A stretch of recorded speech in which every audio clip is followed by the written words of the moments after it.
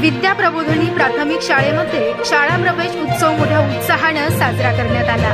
तब्बल 2 महिन्यांच्या सुट्टीनंतर गुरुवार दिनांक 15 कोपरगाव शहरातील विद्या प्रबोधिनी प्राथमिक शाळेच्या आवास चिमुकल्यांच्या लगबगीनं गजबजून गेले होते। यावेळी स्टार्स प्रकल्प अंतर्गत इयत्ता पहिलीमध्ये दाखल पात्र बालकांसाठी शाळा पूर्वतयारी अभियान अंतर्गत शाळेतील पहिला पाऊल या उपक्रमासाठी संस्थेचे अध्यक्ष हेमंत भाऊ पटवर्धन, सचिव दिनेशजी दारुणकर, सदस्य सौ ज्योतिताई कोऱ्हाळकर आणि शालेय व्यवस्थापन कमिटीचे अध्यक्ष ॲडव्होकेट श्री परेश डागा आणि पालक मोठ्या संख्येने उपस्थित होते।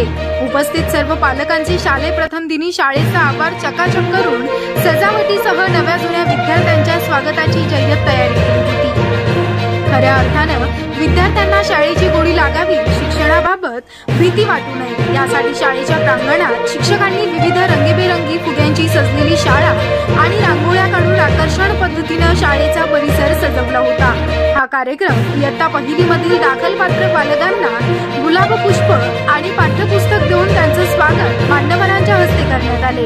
तसेच 10वीच्या विद्यार्थिनींनी आतापर्यंत चांगले मार्क्स मिळवून शाळेचे नाव उज्ज्वल केले त्याबद्दल विद्यार्थिनींना मार्गदर्शन केलेल्या विशेष शिक्षकांचा मनपूर्वक अभिनंदन केले।